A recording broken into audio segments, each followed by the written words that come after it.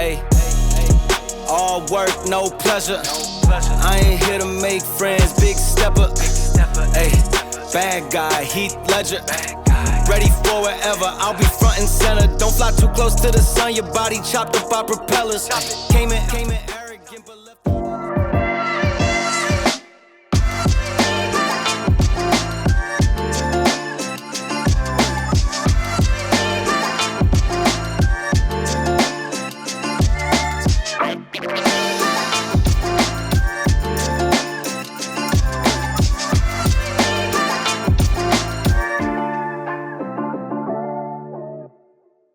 Hello guys, good afternoon. So it's a rainy start of the week. So it's a Monday. Ang weird ng weather na yun guys. Diba, alam naman natin lahat, especially here in Metro Manila. Init tsaka ulan.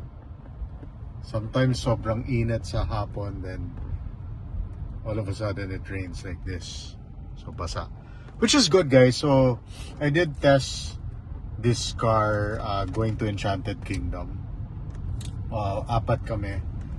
Two big boys at the back, me and Andrea at the front. I was driving.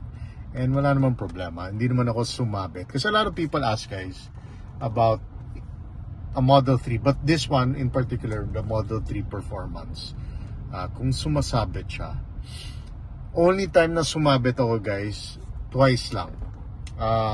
Sa front splitter, sa may Peninsula Hotel paakyat. I have to be very slow kasi pa-slope siya. And Arca South, that really big hump guys. Kung alam nyo yan, before you enter Arca South, grabe talaga. Terrible. Yun nga, doon ako sumabit guys sa Arca South. That big hump, hindi nga hump tawag dyan, hindi ko alam. Guys, if you know anyone in that area that can fix that hump, I don't know why they put that hump. It's like times 10 of a normal hump. Yun na yun. So, I really had to really slow pa S. Talagang lowered, parang sports car. Pero, konting sayad sa side underskirt. Anyway, that's plastic. It's a protective plastic underneath the side skirt. But I think if it was the normal standard Model 3, hindi ka masasayad. With this one kasi, this is a lower car. Then, a little bit lower than the standard. And the rear-wheel drive and the all-wheel long-range all-wheel drive. So, yun. But with the Y, walang problema yan. But yeah. So, basically, sabi mo na 99% of the time, you're not gonna scrape. Basta maingat ka lang. Hindi ka naman pwede humataw dito like sa humps. Sa village humps, smooth naman yan. But hindi ka naman pwede humataw na, you know, like a crossover or pickup. You know, you're driving a sedan. So, dapat you know, be careful. Yun lang naman. Mga bato dyan na malalaki, iwasan mo. Mga potholes, iwasan mo. Especially with this. Low profile tires. These are in, 235s, 35, 275 at the back. 35, 20s. So, medyo low profile. Manipis ang gulong. So, kailangan mag-ingat. I never had a flat yet. It's been 3 months, guys. Maingat naman ako with this car. Of course, when you buy a car that's, you know, you put your hard-earned money, dapat maingat ka sa kotse mo. That doesn't apply to everyone, pero to me it does. Anyway, but this has been a great car. I've driven it to Enchanted, like I said, to Clark, to Subic. Na-drive ko na rin. And it's been great. And the tires have been great on wet or dry roads, of course. Pirelli's P0s, very good. You know guys, the suspension of this on standard, nilalagay ko na sa standard. Kasi I did use, I put it on sport and insane mode once sa Skyway. You could feel na talaga the suspension's a little bit more, how do you call it, firmer. But not uncomfortable, just firmer. But pag standard guys, I have to say, this car is comfortable. Really is. It's shocking how good the adaptive suspension part mo na tayo. It is, diba? And I'm very happy with it. I didn't think that the suspension of this was going to be that good. It really is. The adaptive suspension of this, and I'm sure with the Model YL, mas okay pa yun, diba? Kasi thicker tires yun compared to this. Like, yan. So yun medyo madulas. The all-wheel drive kicks in. Guys, sometimes I tend to forget this car has all-wheel drive kasi nga sedan normally. Only Subarus that I know and a few X-Drive models. I compared this, I drove of course, the M5 Touring na binibenta ko rin. That's a 2025. And that suspension is really harsh. This one sobrang komportable, guys. Sobrang.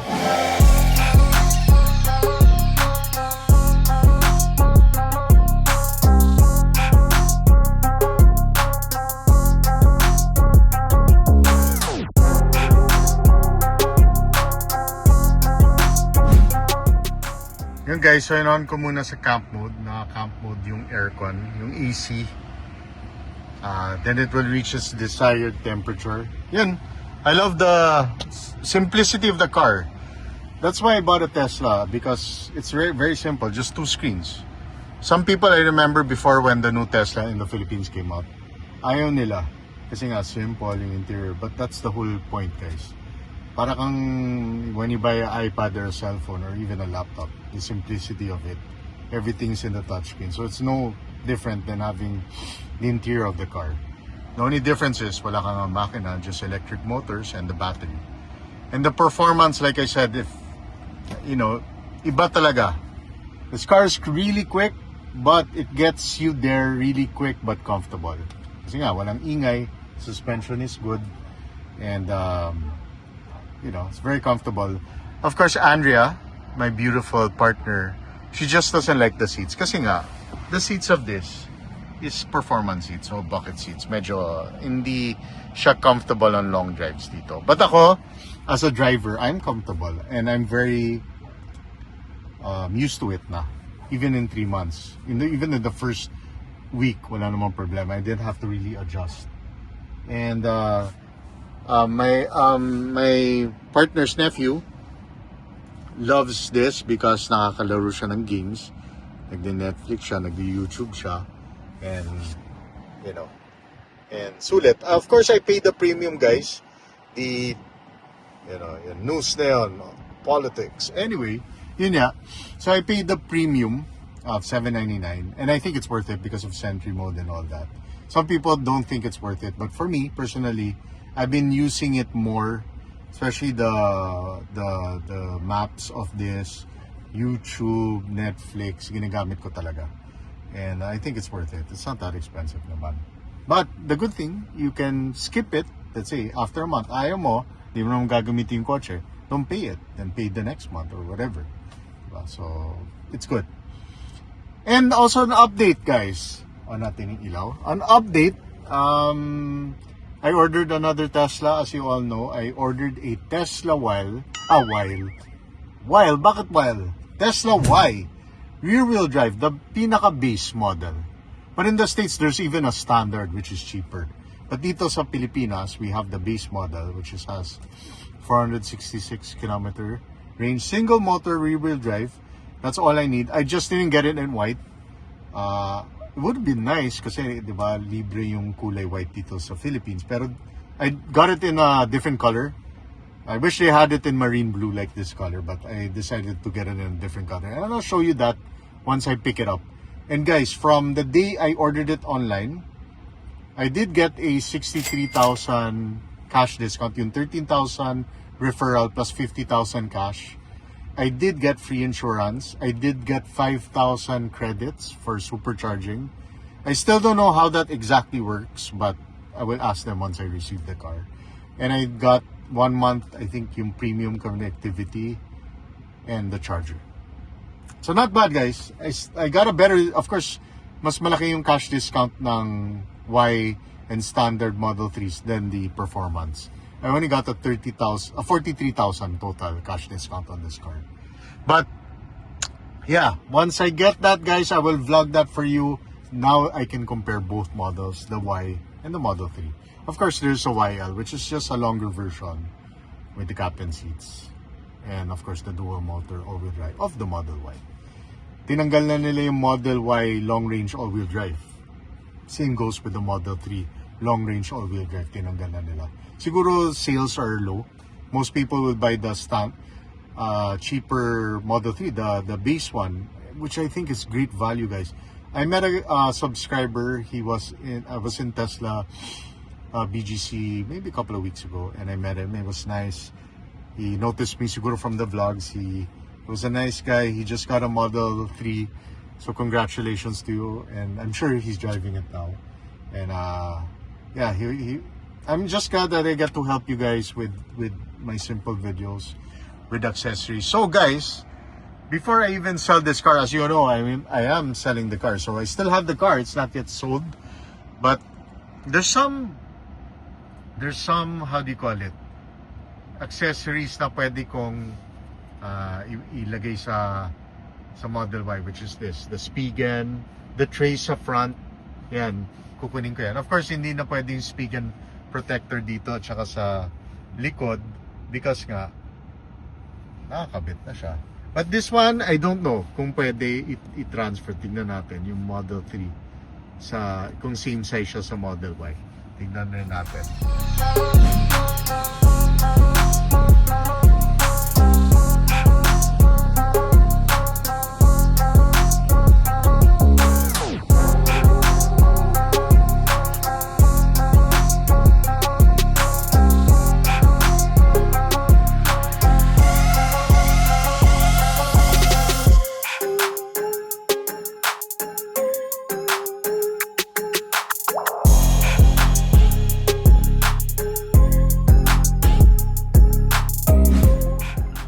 But of course, yung halo black matting sa front and back, I need to keep, nandito na yan sa whoever's gonna buy the car. Of course, naka-ceramic tint na to, and also diamond coated, which helps in the rainy season. Sobrang daling punasan. There's a small paint chip from a stone, I guess, in the highway, dito sa side. Not really noticeable, but hindi mo maiwasan, guys. When you drive a little bit fast or 100 kilometers, a little over, nagkakaroon talaga ng mga stone chips. But konti, parang ito lang and one in the front, very light one underneath the bumper. Yun guys, but interiors really nice. I'm glad they got black.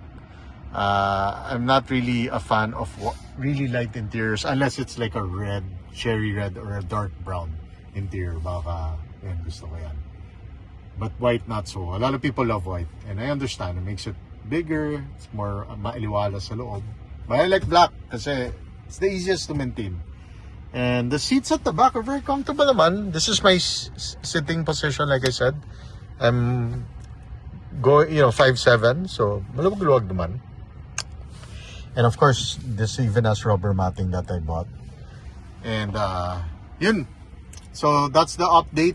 Tesla Y is coming soon. Like I said, I ordered it parang 3 weeks ago, guys. 3 weeks ago, in order ko the 200,000 after 5 days.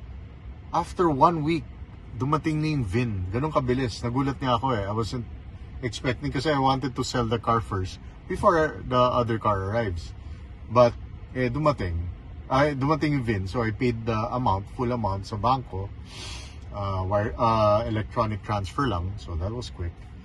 Then yun, they email you back that they received the payment, then they'll let you know when you're gonna get the car. They said last week of August. It could be earlier, but that's quick, guys. Basically a month and a half. That's pretty fast. Maybe somebody canceled their order, I don't know. Maybe it's faster now. But anyway, like I said, I'll be sad when this goes, but it's okay because I'm getting another, besides the Model Y, I'm getting another very affordable EV. Pang city driving lang. Pwedeng long drive, semi-long drive. But it's really for city driving. I like the look of the car. I like the size of the car. I like the simplicity, like I said. I'm really going for minimalist, simple. Not a lot of buttons. I'm the opposite of what a lot of people like. And to think, in my generation, 80s and 90s, I grew up in the age where puro buttons. Cassette player, then naging CD player. Now, I like minimalist. I'm so used to the Tesla ecosystem. I'm so used to na walang gear nga, slide lang. So, I'm happy that this one that I'm getting soon, By the way guys, the Audi A3 is for sale 2022. Just email me. Sobrang mura ko binibenta. Way below market. Binibenta ko, it's only 20,000 kilometers. Obviously, first owner got it in PGA BGC, but I maintained it in PGA Alabang. I'm selling it really cheap, guys. So, anyway, pinopost ko yan. It's the same color as this Performance. It's blue. I'll put videos of it. That's an Audi A3, 35 TFSI, automatic, gas, 1.5 turbo, has 170 horsepower, 250 torque. It's very good car and matipid. Being a turbo, the turbo only kicks in on a certain RPM. So pag city driving, sobrang tipid.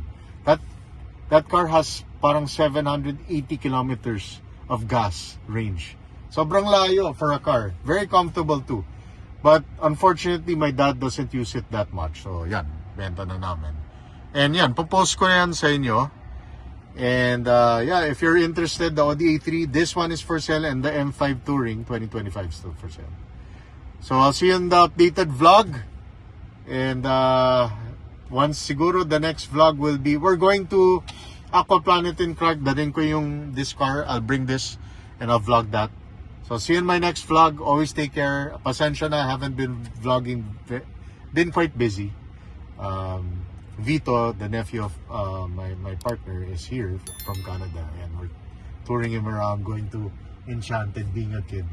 And yeah. So I'll see you on my next vlog. Always take care. God bless, and always keep safe.